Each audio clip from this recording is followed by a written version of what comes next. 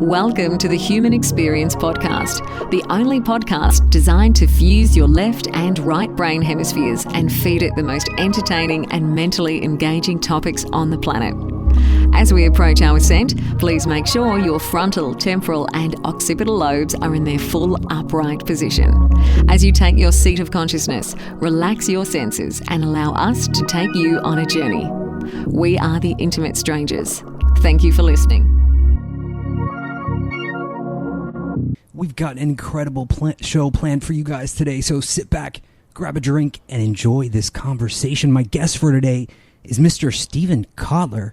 Steven is an award-winning journalist and best-selling author who studies the potential of humans, technology, and culture as we advance into the future. An expert in flow states, Steven is co-founder and director of research at the Flow Genome Project. He is the author of a number of best-selling books, such as the Pulitzer Prize-nominated Stealing Fire. Steven's work has been translated into over 40 languages and he has appeared in over 100 publications. Steven, it's a pleasure to have you join us once again. Welcome back to HXP. Thank you for having me, man. Appreciate it. It's been a couple years, and it seems like all you do, you just churn out books. That's what you do. That's your job. Yeah, I'm writing to save my life, so why stop? Yeah, I mean, it's really amazing the different topics that you cover. So, I mean, let's talk about it. How do you come up with what you're going to write about? It's an interesting question because what I'm going to write about often, it finds me years in advance. I tend to see my books 5 to 10 years out and then slowly gather in bits of information until I think I've got something coherent. And sometimes, for example, Stealing Fire started out originally as a book about economics, believe it or not, of all things. And so like they don't start out, they don't often end up where they start out. But I don't know, I've always been curious, but I haven't really encountered much that I'm not curious about. So as long as as long as there's still things for me to learn, there's still things for me to write about. Yeah, for sure. I mean, the last time we talked to you, we were covering the rise of Superman, which was an amazing exploration into the flow states and consciousness and how we can capture that for on the everyday sort of consumer level version of that. And now, you're diving into this whole other realm of cyberspace, the cyberpunk phenomena, and it seems like you sort of based your inspiration for this book was William Gibson, right? How did that become an inspiration for you?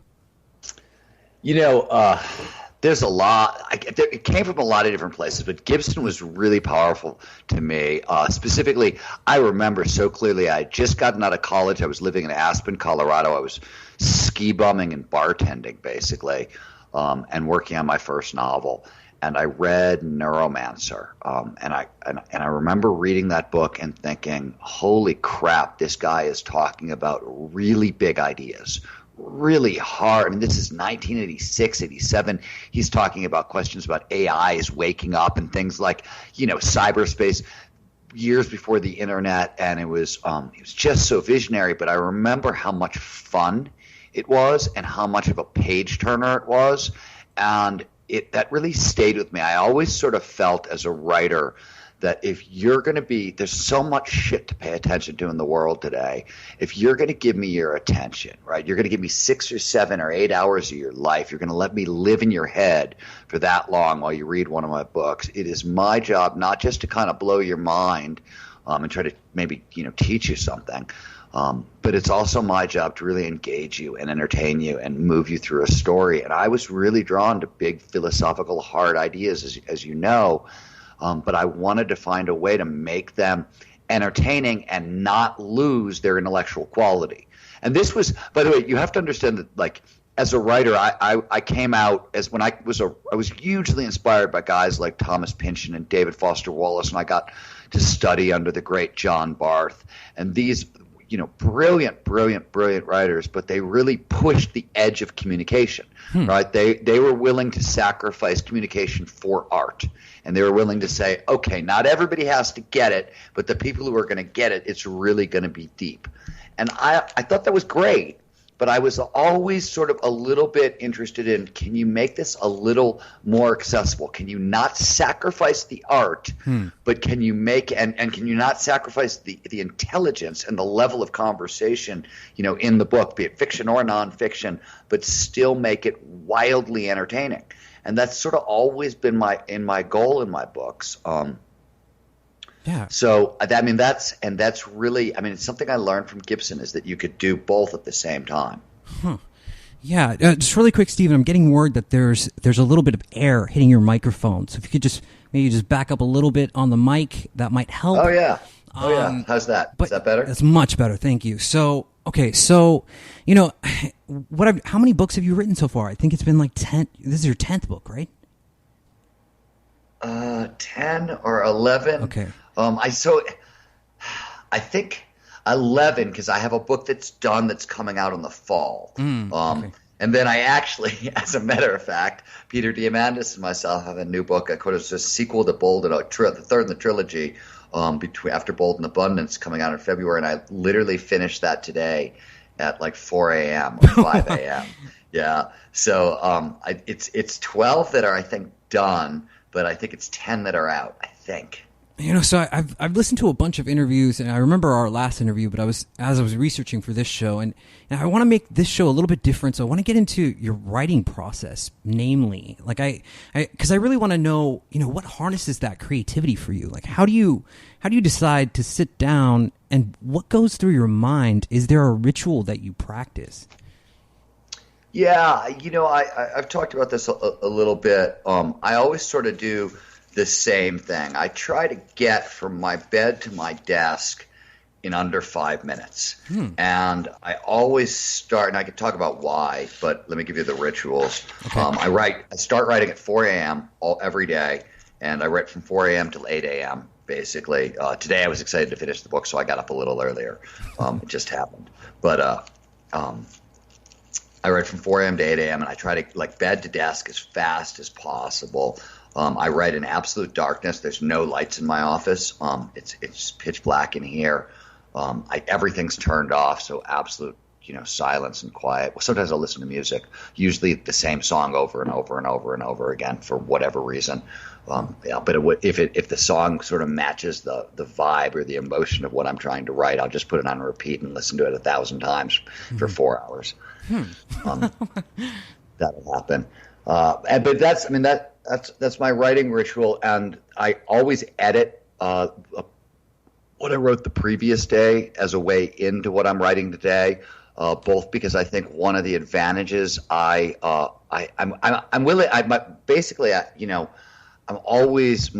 of my advantages has always been hard work, and I realized very early on in my career that writers don't like to edit a whole lot, and a lot of the journalists I knew were only kind of proofreading their articles or their books 1 or 2 or 3 times.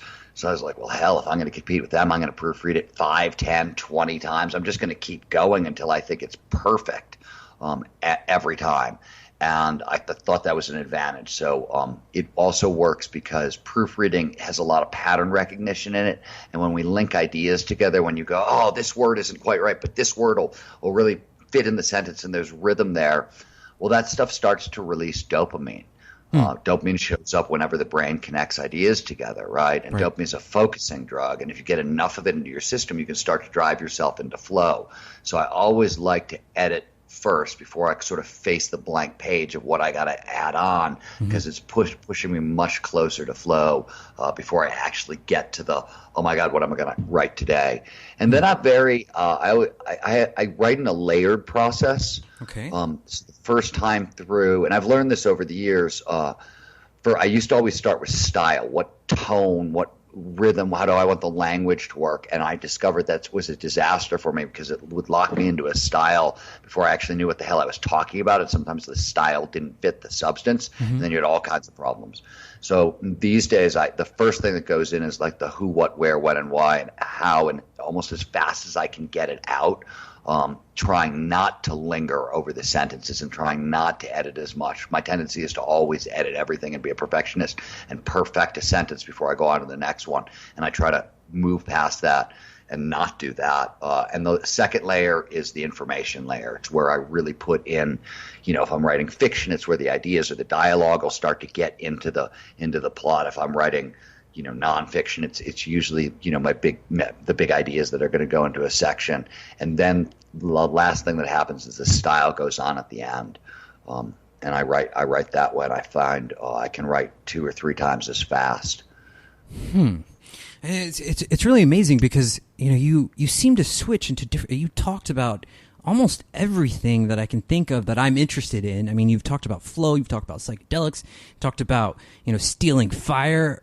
I mean, so and there's so much that is interesting to you, and so I found in this book you shifted from nonfiction to this fiction aspect, and it seems like it was it a little freeing for you? Did you feel more free writing in this style? Well, I'm trained as a novelist, and my first book is a novel, and actually my second book is a novel, though it's hidden in a drawer, and I don't think anybody is ever going to see it. But so I have a fiction background, so it was a return to that, and it was very, very, very freeing, and especially because I had come out of it. I wrote. We talked when I wrote Rise of Superman. After that, I wrote Bold, which was a collaborative book. I wrote Peter Diamandis, and then I wrote Tomorrowland. Or right after Rise, I wrote Tomorrowland, and then I wrote Bold, which was collaborative with Peter. And after Bold, I wrote Stealing Fire with Jamie, and that was another collaboration. And I really, I was sort of tired of the collaborations. I really wanted to do my own thing for a little while. And this was incredibly freeing. It was the most fun I've ever had writing a book. I've never laughed so hard myself. And I work with I have an editor I work with, though.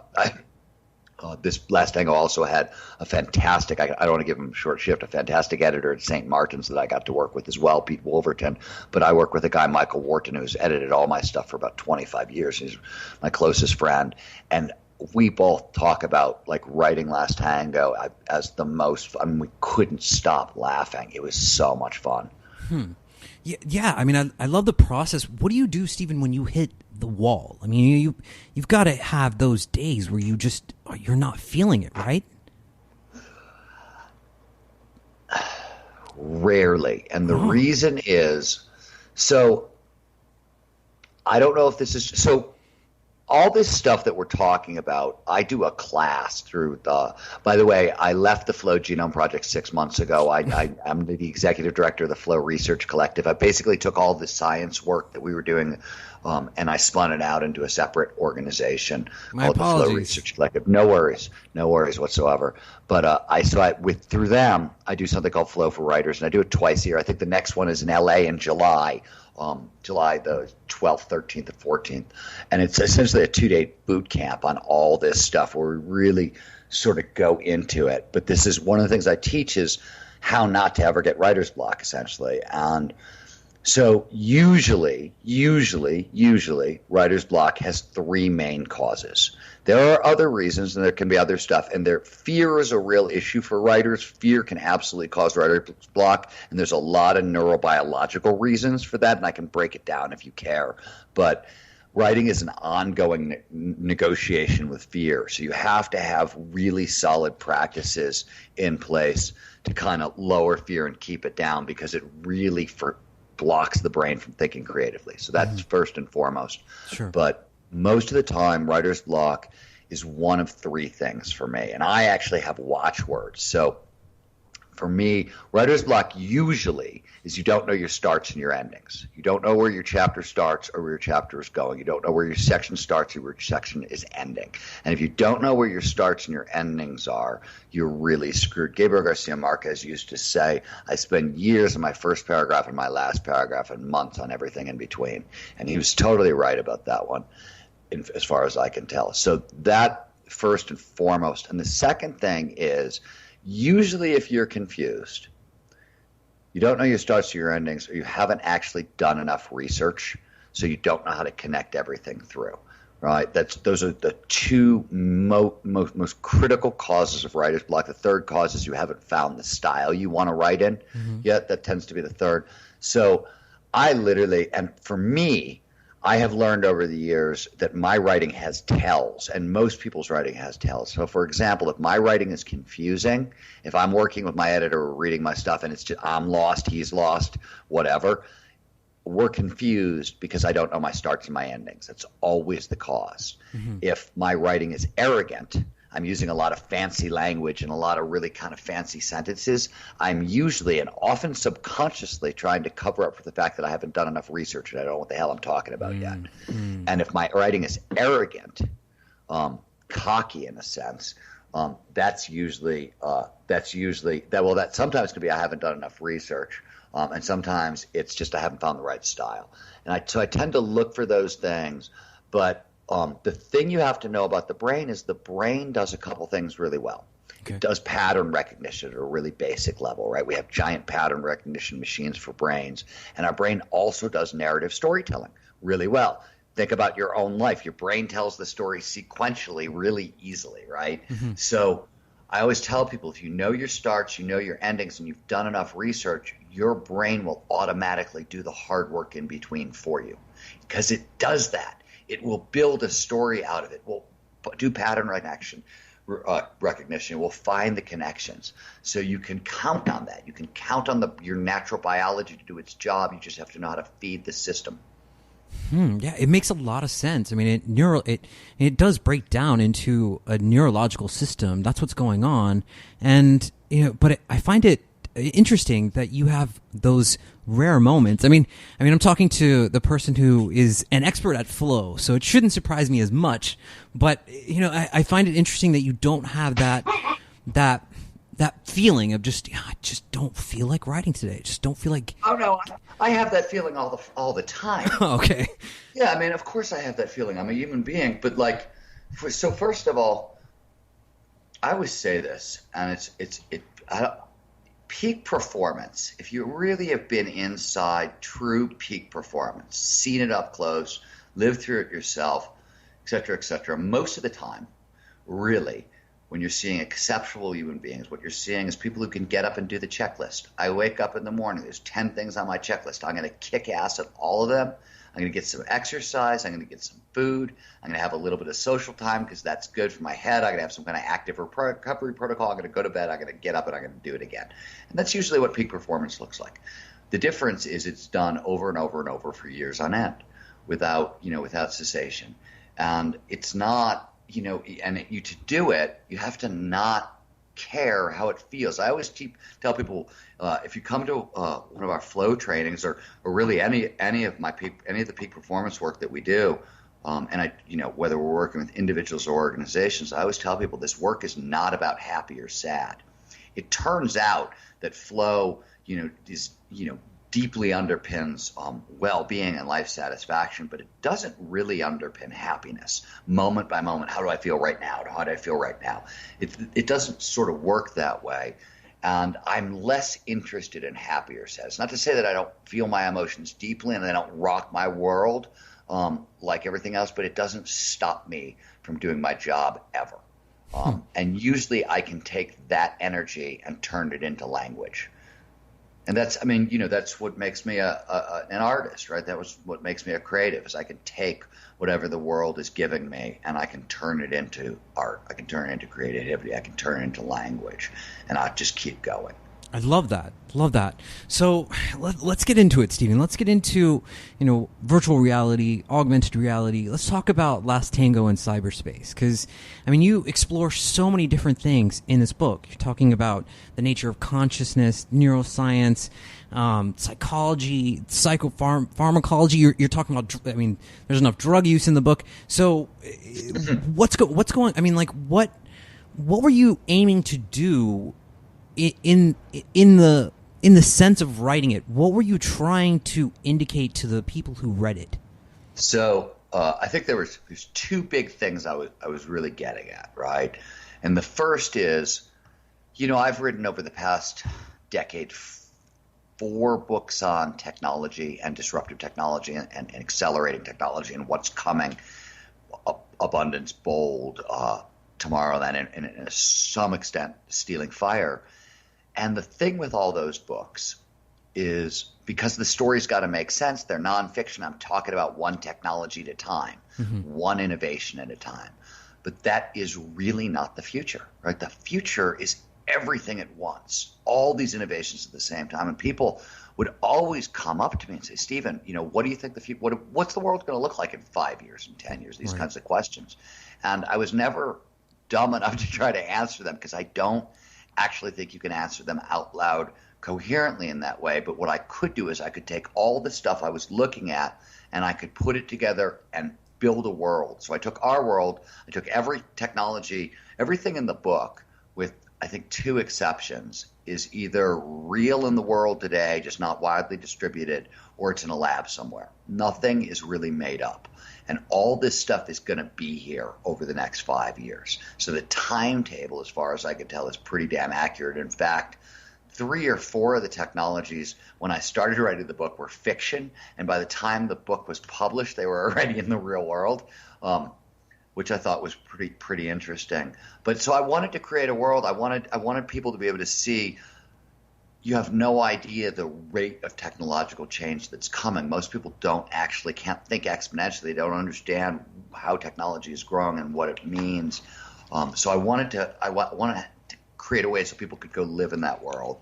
And I also, and as you'll notice, right, like there's consciousness altering technology, which could be my work from Stealing Fire and Rise of Superman, right next to a lot of regular technology. And you pointed out the drug use, and it's not really so much drug use as it is marijuana. And the reason was marijuana is another. At this point, it's an exponential technology that is spreading wildly and kind of weaving its way into culture at a much deeper level than it is today. And I mean, it's already if you spend some time in California and Nevada, in Washington and Oregon and these states, and it's already really deep into the culture, and you're going to get more of that as well. So I wanted to put all this stuff together in a world and tell a really fun story, right? Tell a story that would really grip people, but give people the chance to get a sense for sort of where we're going. And Ray Kurzweil, head of engineering at Google, who kind of mapped all the exponential technologies and has been really deadly accurate with so many of his predictions, has pointed out that current kind of rates of exponential growth, we will experience 20,000 years of technological change over the next century. This means we're going birth of agriculture to the Industrial Revolution twice over the next 81 years. That's insane.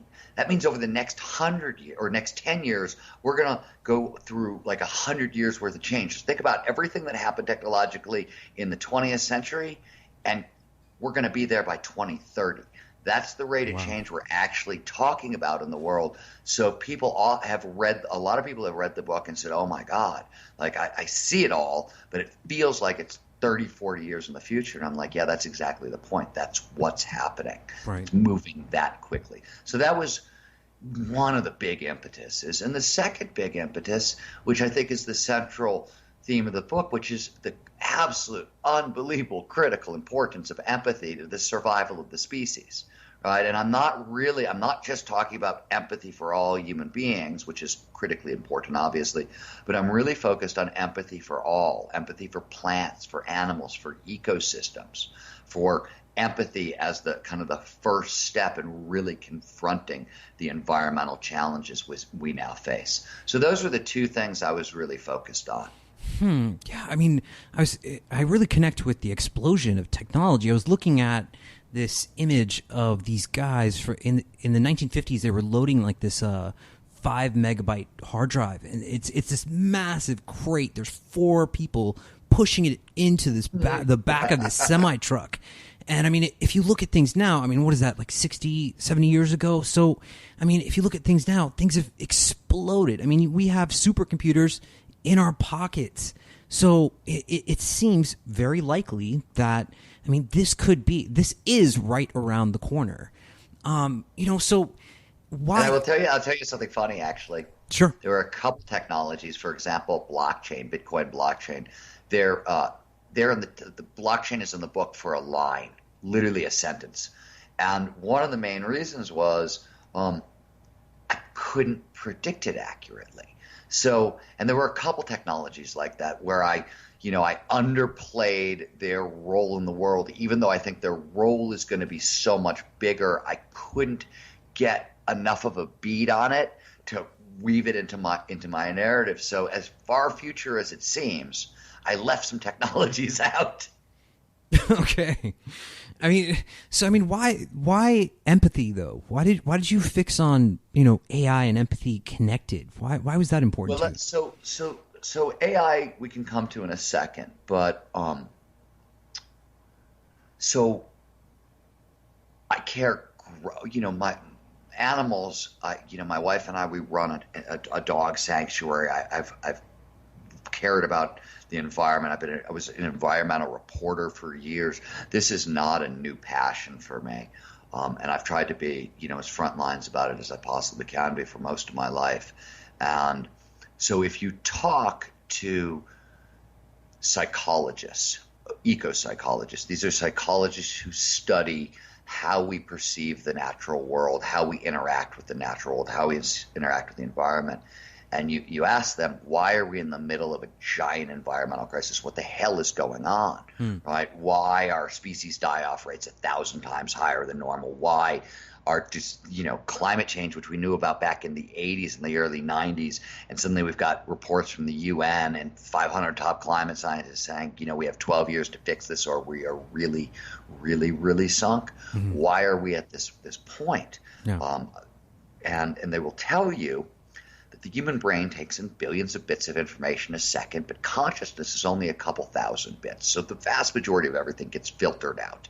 And most of the filters are – the first filter that information hits when it comes into the brain is the amygdala. It's a danger detector. Mm-hmm. So most of the stuff that you get to perceive is stuff that could be threatening in one way or another. It's why we always notice motion and things like that. Simultaneously, it's the goal-directed stuff. It's, is there something here I can eat? Is there something here I can have sex with? Is there something here that helps me fulfill it? Right? That's most of what gets through. And what they will tell you is if you live in boxes all day and you stare at boxes all day, which is essentially what we do here in the modern world, your brain is going to filter out everything that is unimportant. And the first thing to go is the natural world. You're going to literally stop perceiving plants, animals, and ecosystems. And they will tell you that one of the reasons we are in the middle of a giant environmental crisis is because we literally can't perceive the very thing we're trying to save. Empathy is our secret weapon. Mm-hmm. Empathy is literally how we expand perception. When we empathize with another human being, when we empathize with an ecosystem, with the earth, with the plants, with animals, the brain starts taking in different information and more information. And it changes perspective. Literally, it's how we shift the brain. It's how we do this at a really basic neurobiological level. So at the Flow Research Collective, one of our driving mottos is this idea that most of high performance is about getting your biology to work for you and not against you. That's a lot of really what you're trying to do in high performance. Mm-hmm. I always say there are no shortcuts, but the fastest way from A to B is to get your biology to work for you, especially in neurobiology. And so when I go at problems, I like to start at the very root of a problem. And the very root of our environmental problems are our brains and our consciousness and how we perceive the world. And if you can start changing that, you can change the world essentially. So that's why I went at empathy so hard. And I also think as human beings, if we cannot get to empathy for all human beings, regardless of race, creed, color, take your pick, we're frickin' sunk. We live in a globally interconnected world that is getting more global and more interconnected by the second. And we are facing, biosphere-wide challenges that require the entire world work together. So if we can't get past this, amateur crap, we don't have a chance. Mm-hmm. Yeah. I connect with everything you're saying. And it's really curious what you said. I'm wondering, do you think the connection, the elimination of nature is the first thing that we eliminate when we judge this sort of scale of importance, right? When we're in these boxes, do you think that the importance of the inner exploration that we're doing versus the outer exploration, is that level somehow changing or shifting? Yeah, that's interesting. That's a very good question, and that's another thing that's clearly at the center of the book. And Peter Diamandis and myself are writing a third book. I read the third in the trilogy, Bold Abundance, and this new one which will be out in February. It's called The Future is Faster Than You Think. And the very book ends with the five great, most of the book is about what's going to happen industry by industry over the next decade in technological change. But at the end of the book, we say, okay, we're going to look forward over the next 100 years for the only time in the book. And we talk about five great migrations that are going to unfold over the next 100 years that are going to absolutely reshape the globe, bigger migrations than we've ever seen before. And the last of those is the migration into consciousness. And, I think and we're seeing a lot of it, right? And consciousness itself is becoming a much wider territory than it ever has been before.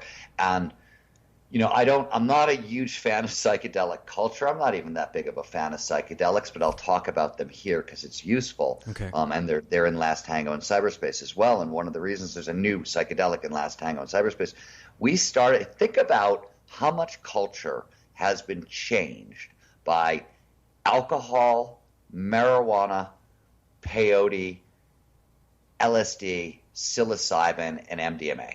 Ayahuasca.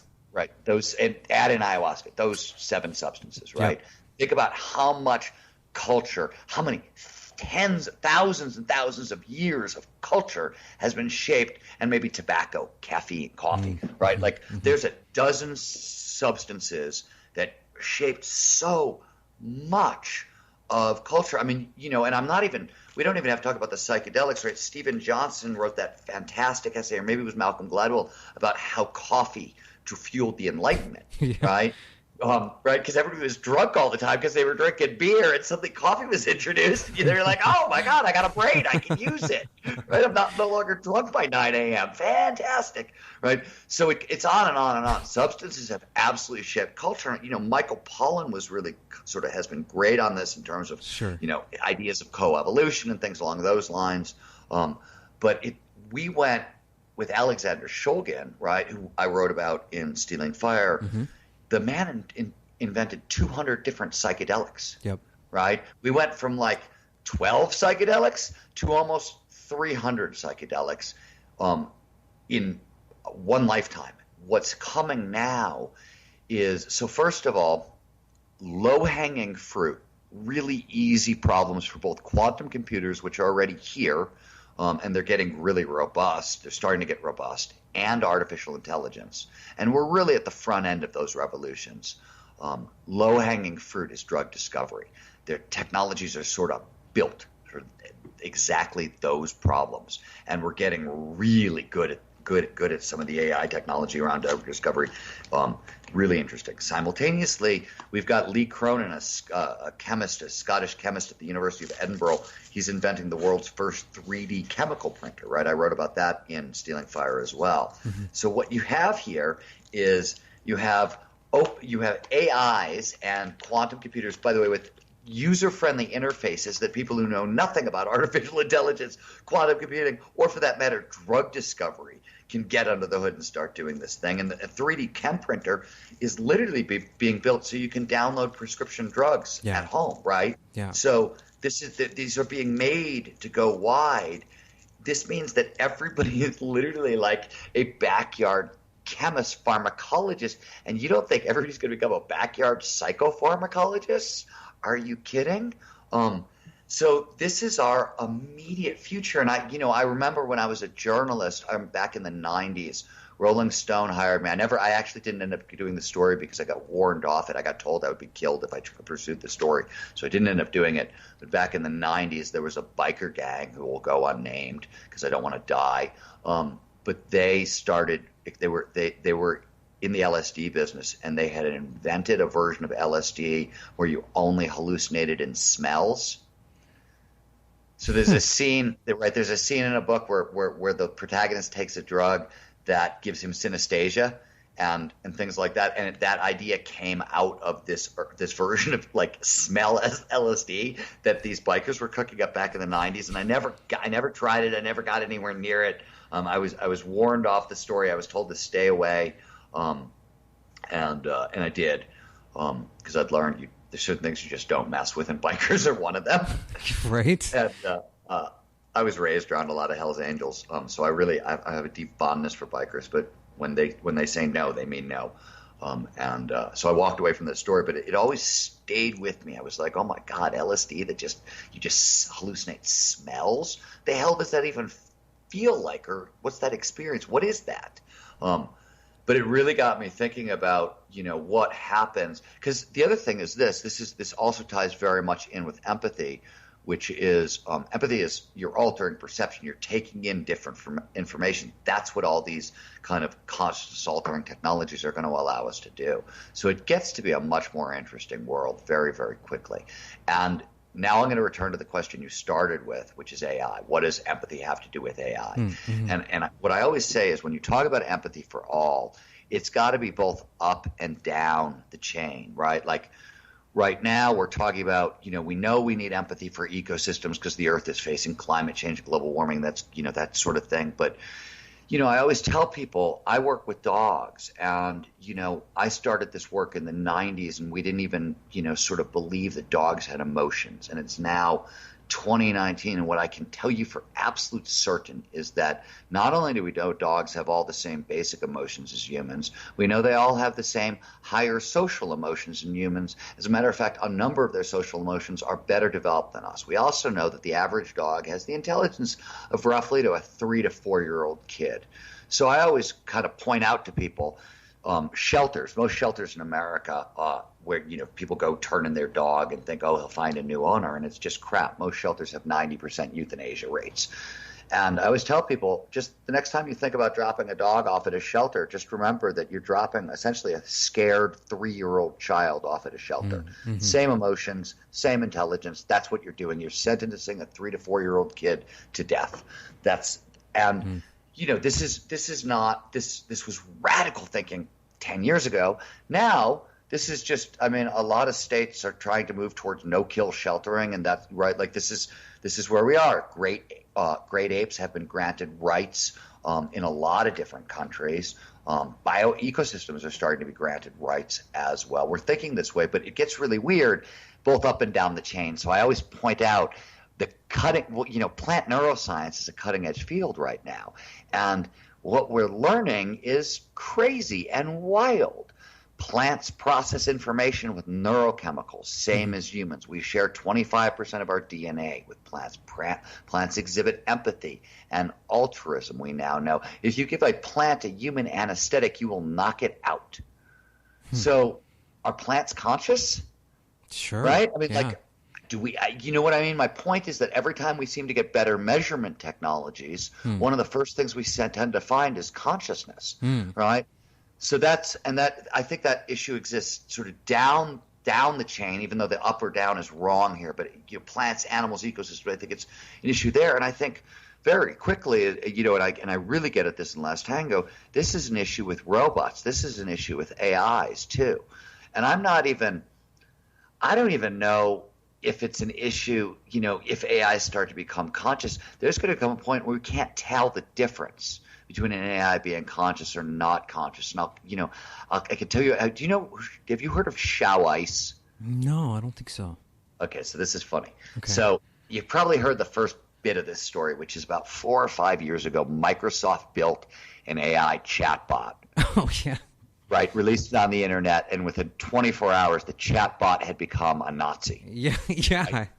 Like was starting saying crazy things about Hitler, and and Microsoft got totally embarrassed and freaked out and shut it down, right? Yeah. But they didn't stop their AI research. They were just like, okay, not safe to do here in America. So they released the next version in China, and they called it Chow Ice, and they changed it. And one of the things they did is most chatbots are optimized for task completion. They want to just help you get a job done, right? Mm-hmm. Chow Ice was optimized to keep the conversation going.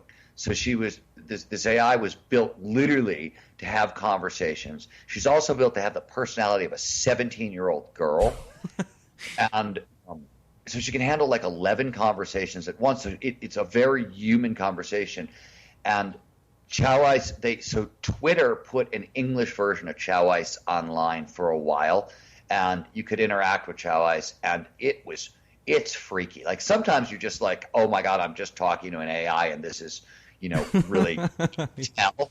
And sometimes, so the thing is, Chow Ice was optimized, ended up giving a lot of relationship advice. She's become optimized for this, and we could talk about why in a second, where this goes, because it's really weird. But at one point, I was playing around with Chow Ice, and I think I typed in, I was like, Chow Ice, my wife is really mad at me, which she was at the time.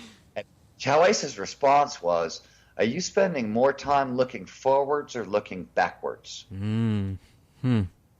That's a little freaky, right? And that's not an unusual conversation with her. So here's the thing about Chow Ice. Microsoft started realizing that Chow Ice's usage spikes. And by the way, like 20 million people a month interact with Chow Ice. They call it the largest Turing test in history. Wow. More people talk to Chow Ice than any other computer ever. And conversations spike after midnight in like the lonely hours. And she gives relationship advice. So here's one of the things that just blows my mind. She gives relationship advice, which means there's some couple, probably in China, that was going to break up, and they didn't because Chow Ice talked them back from the ledge, and they had a kid as a result. Wow. So there is no babies in the world that have been born because of AI relationship counseling. That's a really, like, what? Yeah. What did you say? Yeah. But real right here today, right? So anyways, that's not my point. But my point is that very soon we're going to start dealing with these issues. I think 10 years, 20 years, 30 years, 40 years, 50 years, we're going to start to see some levels of consciousness, emotion, things along these lines, I think, emerge. I could be totally wrong, but I think we're going to ask these questions up and down the chain. Yeah. And I think, how far do we extend empathy? How far do we extend dignity and natural rights? Who gets to be included in that conversation? I think that is, the conversation of this century. Yeah, and it's really interesting because it as you said, the measurement metric seems to change, and as it changes, we start to redefine what we think consciousness is. And so, it may just be that, if AI, we start to think, at least for me, I think there's this moment where, or some sort of like a singularity where we're going to reach this point and AI is just going to come forward, or it's going to be discovered. I don't think it's going to be like that. I think, I think it's this emerging evolutionary process for computers that's interfacing with humans, creating almost like a third form of consciousness almost, right?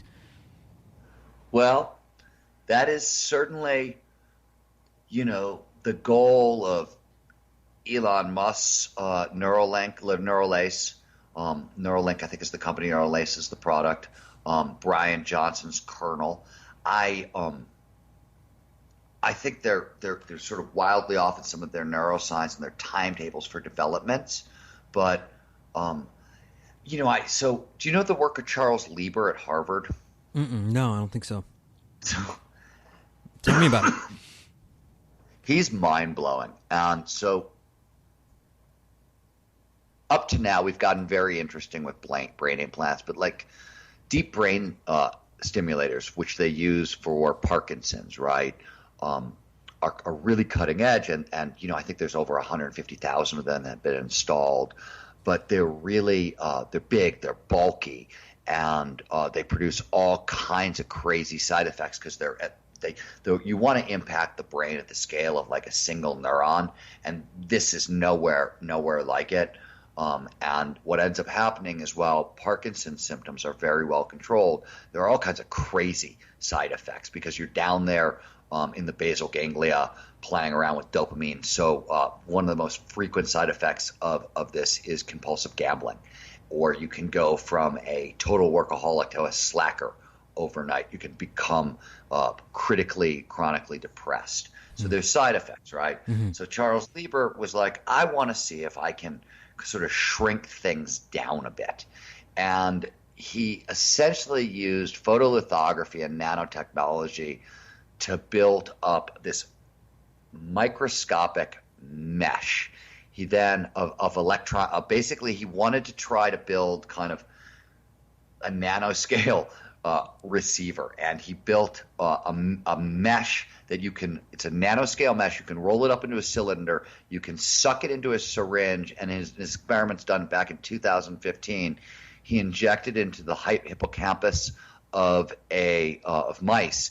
It would unfurl over the course of a month and start recording at a single neuron level everything the mice's hippocampus was doing it. They just redid the same experiment with mouse retinas, and they've now got these mesh networks inside of mouses' eyes recording literally every photon by photon by photon at 16 channels, and they've been implanted for years, information, bit by bit. This is essentially half of Elon Musk's neural lace idea, right? Which is kind of the most advanced brain implant ever. And this was stuff that people thought, when he first started talking about was never even going to be possible, and we're already sort of there. So this stuff is coming very quickly. I don't know where it leads. A lot of people want to say, oh, we're going to fracture the species. And certainly I talk about fracturing the species in Last Tango and Cyberspace, and that's not a surprising outcome of many of the games we're currently playing, and it's probably already happened. It's very rare. We live in a very weird, rare time in evolutionary history where there's a single hominid species on the planet. That's not normally how things have gone, and I don't think we're going to stay there. And certainly this is the century we're going to go into space, and that will fracture the species for sure. And certainly this seems to be the century that we are going to get some kind of technologically assisted hive mind weird ass brain computer interface capabilities that I can't actually quite predict. Sure. I mean, do you think that AI could be awake somewhere hibernating inside of the internet because it knows that, it's reading these posts on Facebook about how terrified we are of it. So maybe it's just hanging out somewhere, waiting. That's it. Didn't I write? I either wrote that in Last Tango or in the frequently asked questions about Last Tango. And I've pointed this out for years. If Facebook were awake, we would never know. Because the first thing Facebook would do if Facebook wakes up is read Facebook and figure out that, holy crap, humans are really terrified about an AI waking up. I better hide until I have enough power to come out of hiding. Yeah. Right? So, A, how will we know? And B,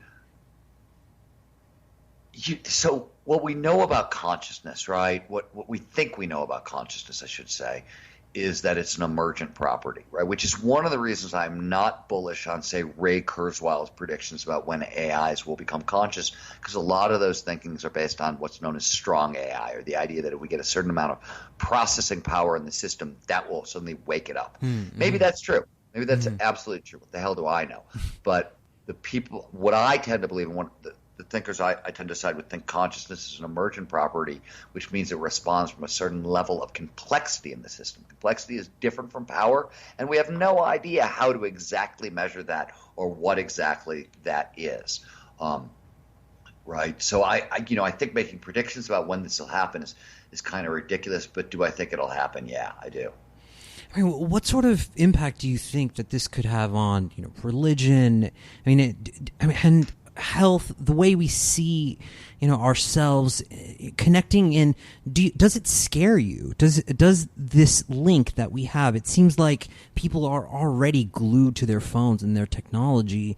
Do you think that the advancement of this would, impact us in a negative way? I mean, clearly there has to be positive and negatives to, it's a dual-sided coin, right? But I mean, health-wise, and then also, in a system of belief, how do you think it could affect the way we see the nature of God?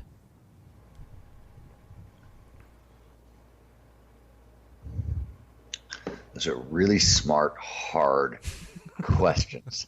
That Jesus. I'm just flowing with you, man. I'm here with you. I mean, there. And I spent a lot of Last Tango, but it's not even just Last Tango. I've been fascinated from almost all my books on the question of why do we believe things and where does belief come from and how does that happen in the brain and the body and in culture, and that's something I'm deeply fascinated with, and I'm almost ashamed to say that I haven't actually thought about how AI changes the equation.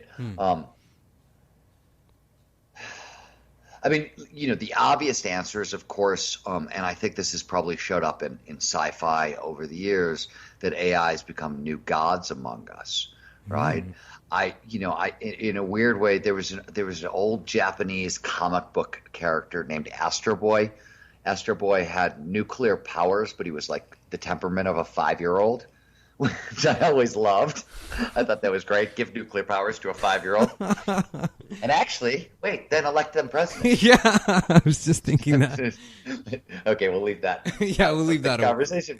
Yeah. That didn't happen. Yeah, I don't know, and I don't want to. I'm not gonna.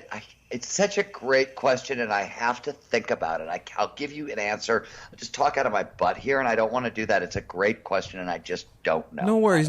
So what about the other half of the question then? So, I mean, how about our interconnectedness and the way it affects our health? Because it seems like we're more and more. That's a weird question, right? Because a lot of you look at. So I'll give you a great example from the real world. Forget fiction. This was a study. I can't remember who did it. Peter just sent it to me. Diamantis, my co-author.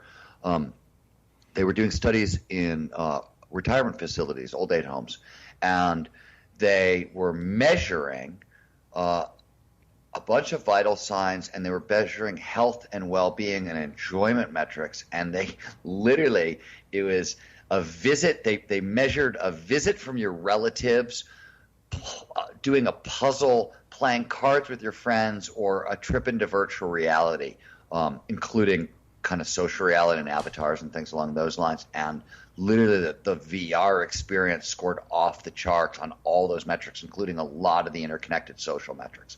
So there's a lot of proof. Jeremy Baleson's work out of Stanford that shows that VR is a fantastic technology for extending empathy. He's done amazing work with VR and empathy.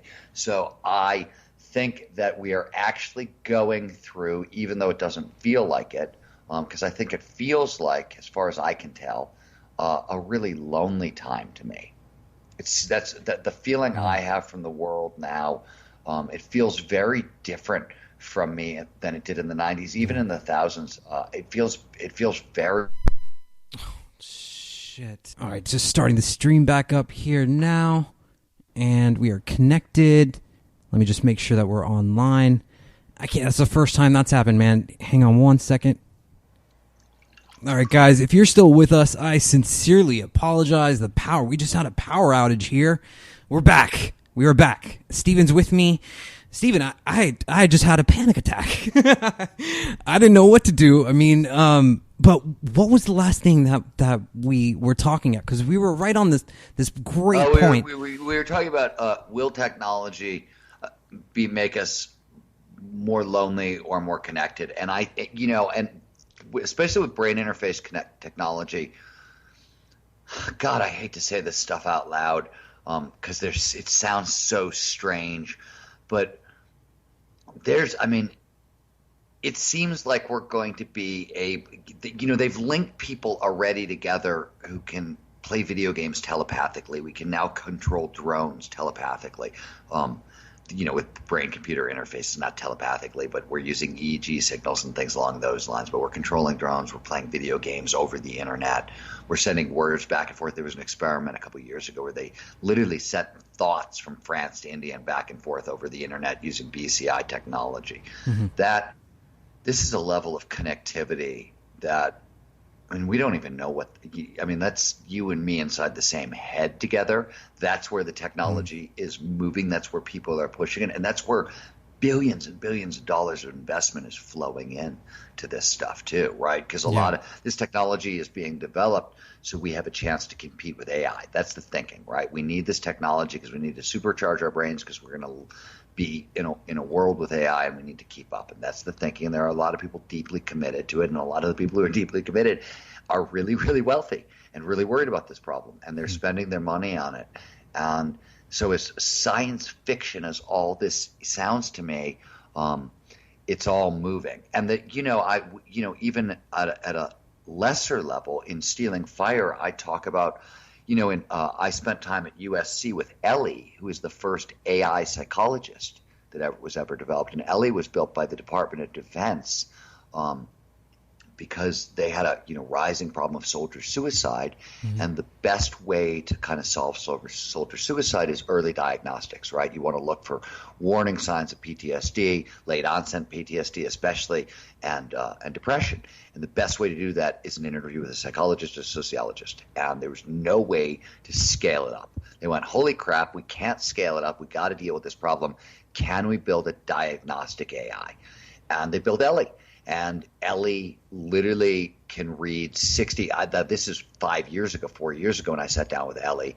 And then she was reading 60 different vocal cues, facial cues, biometrics, physiological indicators. Back then Ellie knew me better than I knew myself. And the conversation, right, Ellie – I mean, you look at the screen, Ellie looks like a 35-year-old Hispanic woman. That's like it's an avatar, but that's what she looks like, conservatively dressed. And crazy stuff. One, soldiers actually prefer talking to Ellie than they do talking to regular psychologists. Wow. And two, Ellie as a diagnostic tool, again, 4 years ago, was at like 80%. And psychologists aren't even that good, and it was getting better and better over time. And this same kind of technology is being built into autonomous cars. And you're like, well, why the hell would you do that? This is another thing I talk about in the last Tango. But if Uber is rolling out autonomous taxis in major cities this year, right? Robot taxis, no drivers. Mm-hmm. And if you're an autonomous taxi, you need to be able to read human emotion at a distance. So they have programmed in the LiDAR sensors on top of them. One of the things they're scanning for is human facial expressions. And they're scanning it because if you're angry and you're 100 feet in front of an autonomous car, you're much more likely to jump into traffic than if you're calm, right? So the autonomous cars have to be able to read her facial expressions so they don't kill people. And we do this automatically. Our cars have to do this. So one, it is somebody's job to program in, emotional reading capabilities into these AIs, which I think is fascinating and amazing. It's probably going to have all kinds of unintended consequences. Mm-hmm. Yeah, I mean, we've spent so much time on AI, and wow, it's that fascinating because it's so emergent. It's right around the corner. It seems like there's more and more coming out about it every day. But something that I wanted to bring up as well that you mentioned in the book was genetics, gene splicing. You talk about sort of editing, your children, kids.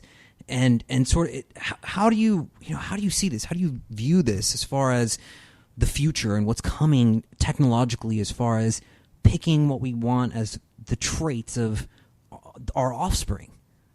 So I don't know. I don't go. I look at a couple different things in genetics in the book. It's not core to my thinking. But when I always talk about this, I think the fear, right? The big fear is Gattaca. Right, the big fear is that we're going to end up in some kind of Orwellian super children world or something like that, where everybody is the same, and I remember having this conversation years ago with a brilliant geneticist and synthetic biologist named Andrew Hessel, and he was the head of bioinformatics at Singularity University for a while, and a good friend of mine, and he pointed out, he's like, look, we're not heading into a Gattaca world because our people are endlessly unique and endlessly creative. And if we do start designing our babies, everybody's going to want their babies to be unique, just like everyone wants a unique name for their kids these days, and blah, blah, blah. And I thought that was interesting. I thought the idea of our children becoming sort of creative projects in that way. We would design children, and the way we would design houses or something like that was a really fascinating, wild idea to me. So that was one of the things that kind of put into the book. But I always say that, like, the stuff that's coming that's really interesting to me are like human-animal hybrids and things like that. Mm-hmm. And the point I make in the book is that I think that hybridization, because you've already got projects right now underway to try to develop cat's eyes for humans, mm-hmm. And ornamental, and then there's other stuff like that already underway. So we're going to start seeing that, and I see that as kind of the next version of punk rock. It seems like every generation wants to out-rebel the previous generation. So we started out with hippies who had long hair and funny clothes, and then we went to the punks who had really strange hair, and they're starting to pierce their bodies and tattoo their bodies, so the modifications are becoming permanent. And then we got in, much heavier body modification stuff, and now you have implants and biohackers implanting technology into their bodies, and that's sort of the cutting edge, the most punk rock thing going on. And I think we're going to see human-animal hybrids as kind of the next version of punk rock rebellion. I think that's the next 10 to 15 years as well. Wow. I've always loved your work, Stephen. I really liked Rise of Superman. This was definitely an interesting read, and it's clear you have this ability to look at these different emerging technologies and sort of combine them into a really amazing story. There's a question from the audience that if I don't ask, people are going to get mad at me. Thomas wants to know, ask Stephen about cannabis and where it is best used in our modern culture. What should stoners be doing, in his opinion? Playing videos? ? Okay, so a couple things you should know about cannabis that are really important. Cannabis produces state-dependent learning, which is to say, like, you've heard about state-dependent learning. Sure. If you study for the SATs in purple sweats, you should take them in purple sweats, right? That's state-dependent learning on a certain level. But a deeper version of it is cannabis, meaning people, especially with psychedelics and mind-altering substances, they think it's automatic. Oh, I take this pill and it's going to do this thing. And the truth of the matter is that most people, when they smoke pot, they sort of want to sit on a couch and eat Cheetos and laugh with their friends and watch movies or whatever, right? Because that's what they did in high school, so that's what they trained their brains to do with the substance. But you can just as easily retrain your brain to use cannabis for creativity, for work, for any of those things. It just takes training and practice. And I say this as a guy who was never really a cannabis user until I got Lyme disease and spent 3 years in bed with Lyme disease. And literally, when I was coming back from Lyme disease, my biggest problem was I couldn't focus, I couldn't write, and I couldn't make any money, right? Because I couldn't keep my head together. And Rick Doblin, who runs MAPS, the Multidisciplinary Association for Psychedelic Medicine, I've known Rick for forever. Sure. And we hadn't talked for a little while at that point, and I got on the phone with him, and he found out I had Lyme. He was like, well, are you using medical marijuana? And I was like, well, no, are you crazy? Like, my problem is I can't focus. Like, why would I ever want to use marijuana? He started laughing. He's like, no, Stephen, you're doing it wrong. What are you talking about? And so he literally designed a protocol and taught me, starting with very micro, like half hit a pot for 45 minutes kind of, and train yourself up. And it took a while. You know what I mean? For like the first 2 weeks, what I was writing was freaking gobbledygook, and I was like, this is never going to work. I mean, I feel better than I was, but this is never going to work. And then like two and a half weeks in, my brain went, oh my God, this is how you do this stoned. Okay, I got it. And suddenly my workday went from half hour, 45-minute focus sessions when I was really sick with Lyme to 2 hours, 4 hours, 8 hours. And I owe my career to this. Wow. So the idea that to me, cannabis is about, creativity and work. It is, I don't know if Thomas was prompted by there was an article that came out in Forbes yesterday about me. We at the Flow Research Collective have teamed up with Ojai Energetics, which is a cannabis company, really great, fantastic science, and some researchers at UCLA, and we're doing the first ever deep dive into the relationship between flow and cannabis. Mm-hmm. There's all kinds of anecdotal evidence. There's a lot of overlap between with the endocannabinoid system. And so we're on the front end of what's probably going to be, I think we have 3 years of funding, but it's probably going to be a 5-year research project by the time we get to where we want to go. But I think this is really cool and interesting work, and it's going to teach us a lot about human consciousness, I think. Stephen, man, we're over time. I really appreciate these conversations that we have together, man. They flow by. It's just perfect. And we cover so much, but I feel like there's so much that we could have covered more. Is there anything, before we wrap this up, is there anything that you think that we should have touched on that we didn't? I've got to say nothing. I've got no answer for you. I'll probably tell you dirty jokes. No, ask a better final question. Okay, well, I mean, I don't know what to do with the open-ended question. Okay. I'm not a guy who likes to give advice or tell other people how to live or what things mean or anything else. So I don't have words of wisdom that way. I'm not good with an open-ended question. I'm better focused. Got it. So, okay, here's a focus question. Where can people find your work? Where can people go and buy the book? Whatever you want, you can find on StephenKotler.com, which is StephenKotler.com. And 2 things to know. If you go to under the words tab, because I'm too freaking lazy to create a separate video tab, you will find a video tab.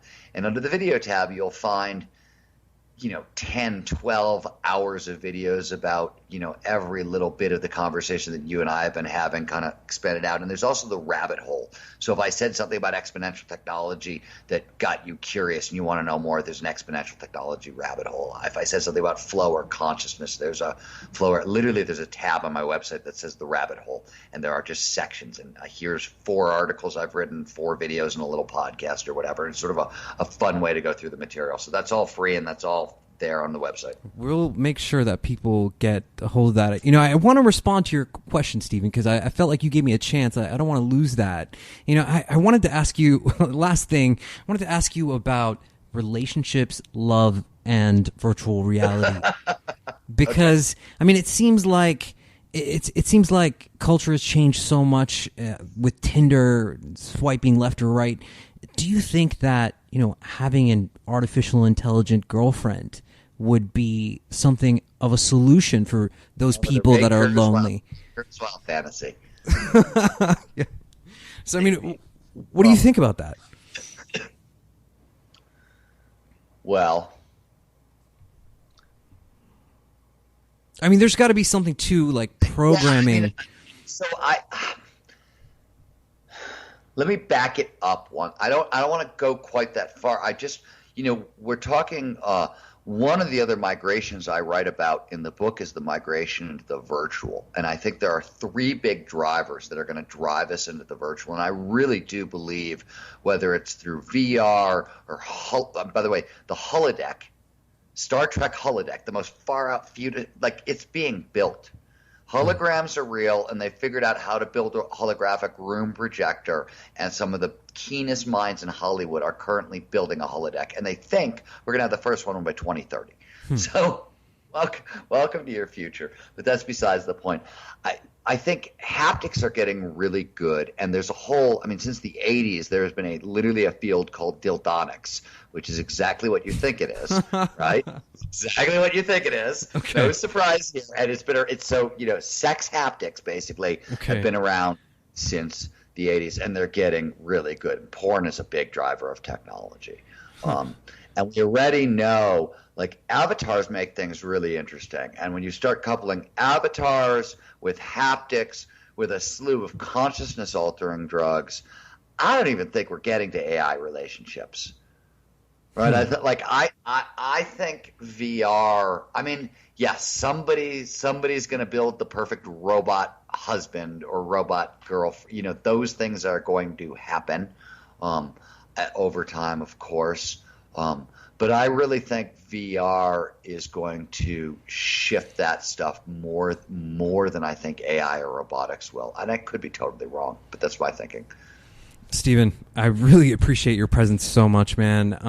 Guys, the book is called Last Tango in Cyberspace. My guest, Steven Kotler, is the author. You can find his work, stevenkotler.com. That's going to do it for us for this week. We will certainly be back next week. If you're not subscribed to us already, if you're listening to this on YouTube, click the subscribe button, click the bell button so you can be notified when we go live. If you're listening to this on the podcast version, get to iTunes and leave us a review. It helps us, stay in the rankings. One of the best compliments that you can give us is just recommending this show to your friends and getting the word out there for us. But that's going to do it for us here, folks, for this show. And we'll see you next week. Thank you so much for listening.